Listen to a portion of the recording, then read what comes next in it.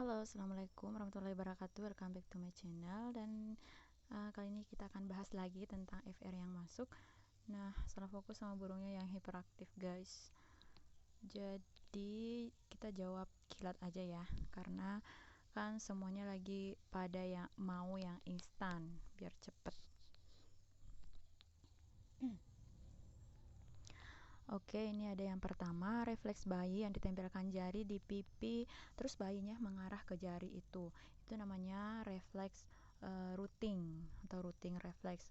Nama pengobatan nafsa dengan metode penghentian obat secara langsung namanya cold turkey. Cold turkey ini pasiennya langsung menghentikan obat, kemudian dia dikurung karena kalau dia kan mengalami gejala putus obat, jadi dia langsung dikurung aja. Dia baru dilepaskan kalau gejalanya sudah agak mendingan menurun. Kemudian yang ketiga, saat ibu diberikan MGSO4, apa yang perlu dipantau?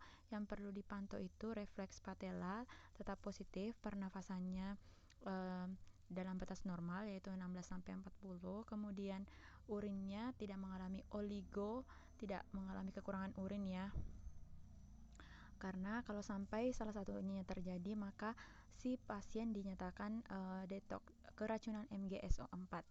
Kemudian yang keempat, ibu datang ingin lahiran, akan tetapi ibu sedih karena tidak ada yang mendampingi. Sikap bidan apa? Nah, sikap bidan kalau terkait dengan mental ibu berarti usahakan jawabannya itu juga harus berkaitan dengan mental, misalnya memberikan dukungan mental, dukungan psikologi, rasa aman dan nyaman dan sebagainya. Kemudian selanjutnya SDG is yang berhubungan dengan kesehatan ada di nomor berapa? Ada di nomor 2, 3, 5, 6 gitu ya. Yang ini.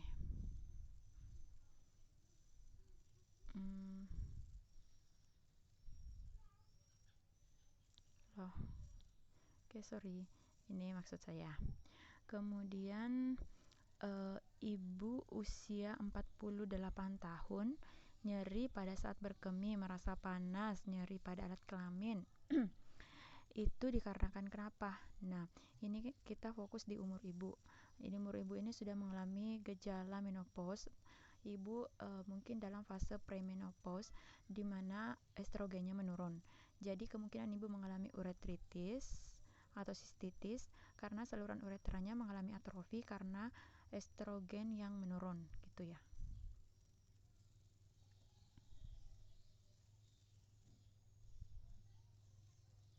Kemudian bagian reproduksi yang menyebabkan KET, pilihannya ada ismus, ampula, endometrium, tuba. Nah, yang mengalami KET itu biasanya di ampula, guys. Ini ampula, ini ismus, bagian yang dekat telur infundibulum. Kemudian selanjutnya ada pasien datang ke klinik dengan kecelakaan, tapi ternyata dia pecandu narkoba. Sikap kita bagaimana? Nah, sikap kita itu, kalau teori terbarunya, kita harus wajib lapor ke instansi wajib lapor. Dalam hal ini puskesmas atau rumah sakit. Kalau mau ikut teori lama, ya udah rawat kayak biasa aja, terus dipantau kayak pasien pada umumnya gitu. Tergantung mau pilih yang mana. Kalau teman saya yang skornya tinggi, dia pilih yang teori lama, perawat biasa aja terus dipantau. Kemudian ibu mengaku telat haid 3 bulan. Datang ke bidan karena keluar darah, sudah diinspekulo ternyata porsionya membuka. Nah, ini diagnosanya adalah abortus insipiens karena membuka, porsionya udah membuka. Kemudian sebagai bidan, apa tindakan kita? Kalau tindakan kita tergantung, kalau di BPM atau dia di puskesmas, kita akan melakukan rujukan. Kemudian kalau dia di RS, berarti kita melakukan kolaborasi dengan dokter SPOG untuk dilakukan kuretase misalnya gitu. Kemudian bidan meletakkan bayi baru lahir di atas dada ibu. Alasan bidan meletakkan bayi di atas dada ibu untuk apa? Ini ada di APN buku MU saya pedomani, itu untuk IMD dan untuk kontak kulit. Nah, kontak kulit ini banyak manfaatnya. Salah satunya menjaga kehangatan, kemudian meningkatkan kekebalan tubuh bayi.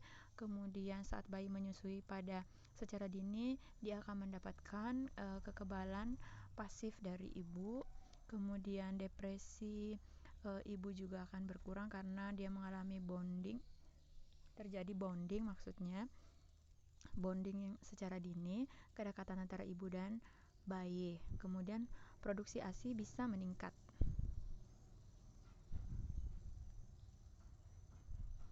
Nah, selanjutnya ibu datang ingin lahiran.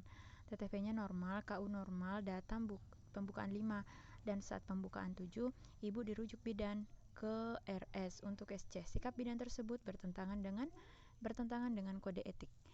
Ingat 7 kode etik bidan yang dilanggar di sini adalah nomor 2, kewajiban bidan terhadap tugasnya.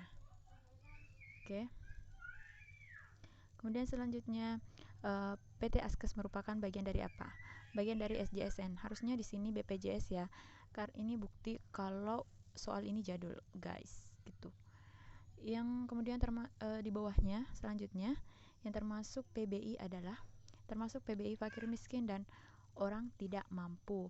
Ini juga ada pengecualian orang yang cacat. Orang yang cacat juga bisa masuk di dalam PBI di undang-undang. Kemudian ada pasien datang, yang selanjutnya yang ini ya. Ada pasien datang ke RS dengan diagnosa akan dilakukan SC. Perkataan bidan untuk dokter jaga apa? Kayaknya ya, kalau misalnya kita ada pasien terus akan ditangani oleh dokter, berarti kita harus menginformasikan kepada dokter data subjektif, data objektif, kemudian kalau bisa sih diagnosanya juga, yang GPA-nya gravida berapa, partus berapa, abortus berapa. Kemudian kita harus juga menginformasikan terapi yang sudah didapatkan oleh si pasien. Kemudian selanjutnya ada pasien dengan 2 nama sama. Bagaimana untuk mengidentifikasikan biar tidak salah? Nah, kalau memungkinkan kita pisahkan ruangannya. Ruangannya dipisahkan, kemudian di situ kan ada gelangnya. Kita periksa tempat tanggal lahir dan kita tanyakan kepada ibu alamat lengkapnya. Oke, kemudian selanjutnya kata penutup, apakah suami senang dengan kehamilan ibu kedua ini? Bagaimana kalimat terbuka yang benar untuk kalimat penutup tersebut? Ini di saya muncul. Pokoknya saya pilih yang ada kata tanya bagaimana. Itu cukup gampang saya rasa.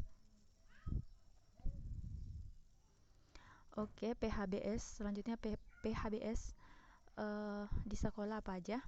Biasanya sih yang sering muncul itu jajanan sehat. Nah, kita lihat ini yang 7, ada cuci tangan, jajan sehat, membuang sampah, olahraga, menimbang dan mengukur tinggi badan, tidak merokok, berantas jentik nyamuk, buang air besar dan BAK di jamban. Selanjutnya ini Undang-Undang Nakes pasal 21. Intinya tentang kewajiban untuk mengikuti uji kompetensi secara nasional. Ini yang lengkapnya, silakan dibaca sendiri ya. Ini. Kemudian selanjutnya, alasan ibu dengan psikosis disarankan untuk tidak menyusui bayinya. Sudah pasti kita tidak menyarankan karena ini kan psikosis itu gejalanya berhalusinasi, sudah ada waham atau bisikan, ibunya agresif, bicaranya juga meracau. Jadi kalau diberikan bayinya ya bisa potensi dia akan melukai, bahkan bisa membunuh bayinya.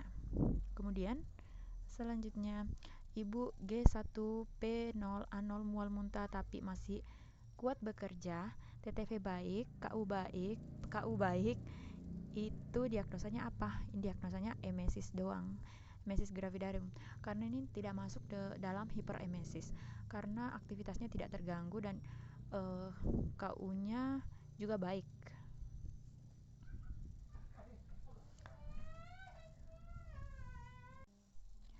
Oke, baik, kita lanjut. Selanjutnya bayi lahir tidak menangis, kebiruan pada ekstremitas, itu namanya apa? Nggak usah kemana-mana lagi, jawabannya adalah asfiksia. Bayi dengan kemudian selanjutnya yang ini, bayi dengan riwayat kejang demam vaksin yang tidak bayi dengan riwayat kejang demam, kalau demam dia kejang, vaksin yang tidak boleh diberikan apa? ya sudah pasti DPT. Tapi kalau ada misalnya nama lain kayak pentavalen, pentabiot, nama generiknya combo itu sama aja. Terus selanjutnya ada anak umur 11 tahun tapi sudah mengalami haid. Informasi yang penting untuk diberikan kepada anak itu tentu saja kita memberikan pendidikan KESPRO, terutama perubahan fisiologis pada masa pubertas agar dia menerima dirinya, mengenali perubahan yang terjadi pada dirinya. Kemudian imunisasi apa yang bisa diulang di sekolah?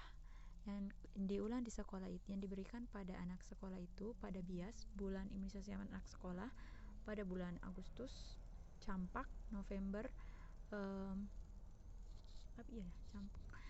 campak pada anak kelas 1 dan DT juga pada anak kelas 1, kemudian TD pada anak kelas 3, ada juga yang mengatakan ada juga TD ini pada anak kelas 5.